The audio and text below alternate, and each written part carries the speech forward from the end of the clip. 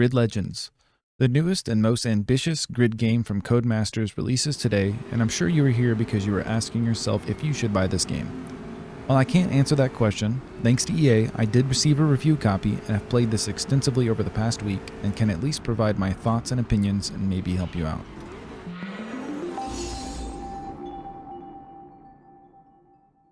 This newest title features 22 new and returning locations with over 130 routes, the most vehicles in a grid game, currently over 120, 8 disciplines including the new electric discipline as well as a return of drift and elimination, a new 10-hour story mode shot with live action footage, an extensive 250 event career mode with multiple ways of upgrading and progression, a race creator mode with over 1 million combinations that can be played offline against AI or online against strangers or friends, and much more. There is a lot of content here. Also new for a Codemasters game is crossplay between all systems, which should broaden the online lobbies and hopefully keep the game alive longer. Online also includes a jump-in feature so your friends can jump in at any time on your career mode and wreak havoc on your goals. All this sounds great, right? Well, let's see if it holds up. First, some positive things about this iteration.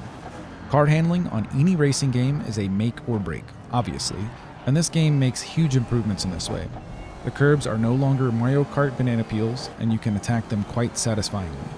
This was also a problem in the most recent Codemasters F1 game, so this gives me hope that they will be fixed there as well. Cars also don't feel as floaty, and dare I say, feel better than the handling model of Forza Horizon 5.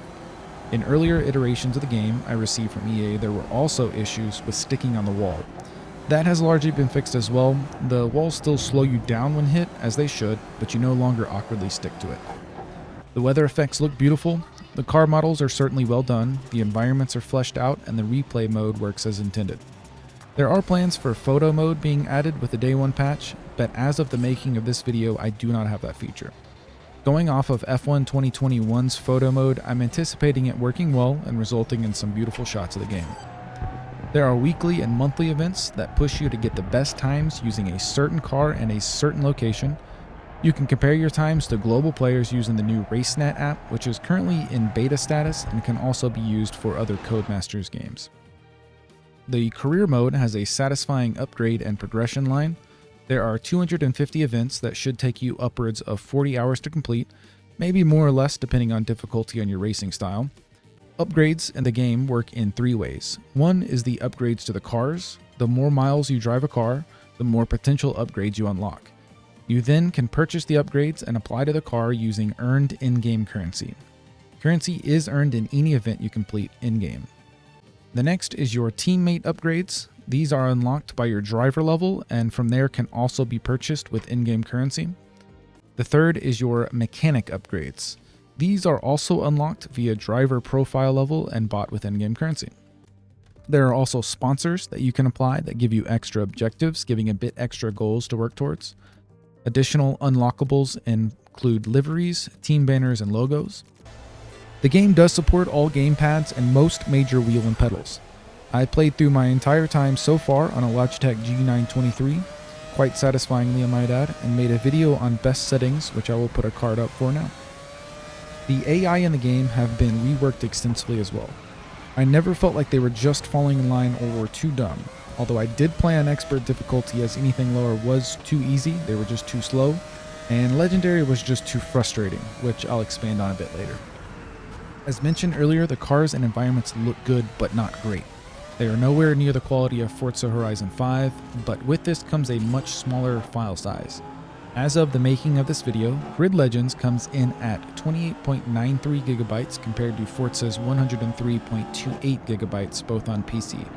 As you can see, Grid Legends is less than a third of the file size of Forza, and with how large games are getting these days, it is very welcome. At least my SSD likes it.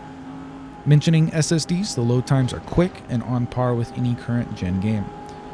Crash physics are improved since the earlier builds and are satisfying to me, so no complaints there. I mentioned earlier there is a live action story mode and there is a lot of love put into this that really made me appreciate it. I enjoyed story mode on F1 2021 and I loved it even more in this game.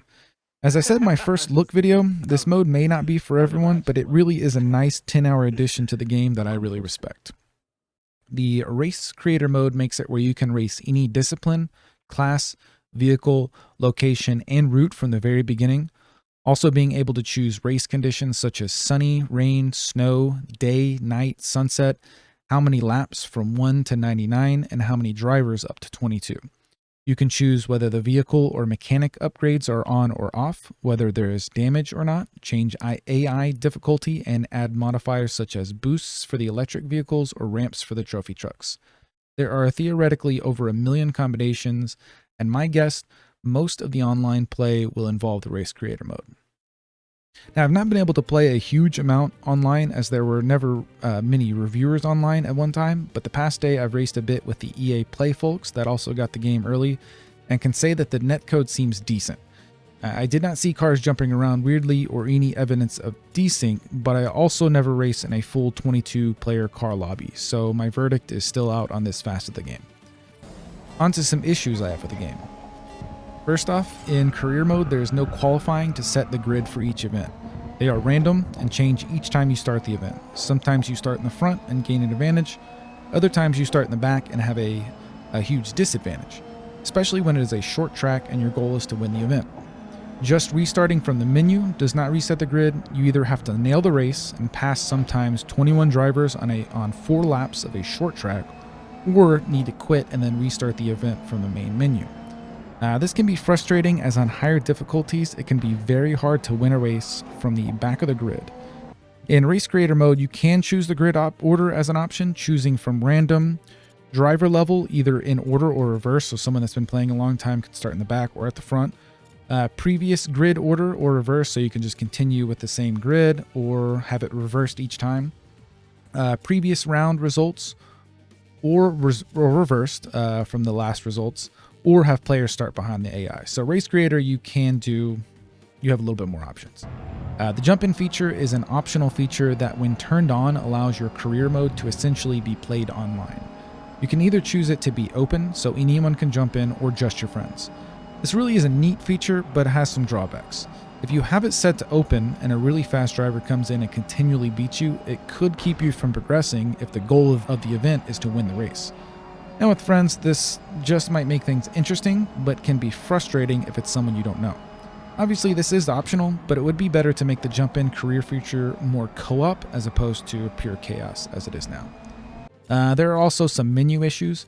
Currently, there's a glitch with choosing options where a small press of the D-pad results in more than one input, making it difficult to choose the correct option. This is listed as one of the known issues and hopefully will be fixed in the day 1 patch.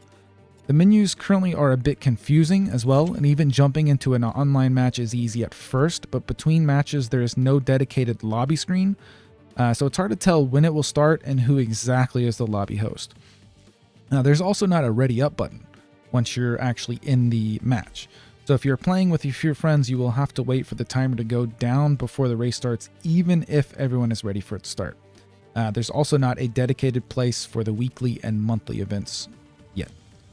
Creating liveries on the car is also confusing. There are currently 8 categories of liveries, and you can't save multiple of the same design or even save one and apply to multiple cars. When you create one, it also doesn't automatically apply, but it saves and then you have to go back in and find it to apply. And it's a bit cumbersome and not overly intuitive. This is something I'm told they are working on as well, but it's the current state of the game, at least at release. Another small change I wish it had was a brake and throttle meter on the on-screen display during races. I do race on wheel, but I generally like automatic transmission on simcade games. I prefer manual on more serious simulation games, but don't see the need on more arcadey games. So the automatic transmission on this game does not always downshift when needed and can really slow down a lap time. To combat this, I chose semi-automatic and let the auto upshift when needed, but manually downshifted when I felt it was necessary. Not a problem with the paddle shifters on my wheel, but this can be cumbersome on a gamepad.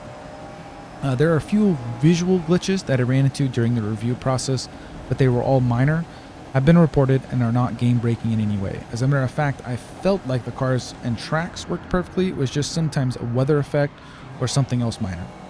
Also to note, my PC specs are listed below. They are not very beefy, but I was still able to set all settings to ultra and hold over 60 frames per second at all times offline.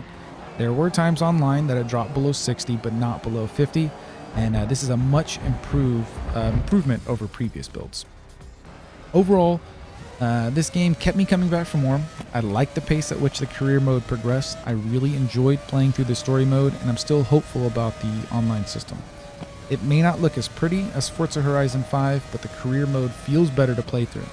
It's also nice to not have to drive to each event as other open world racing games require.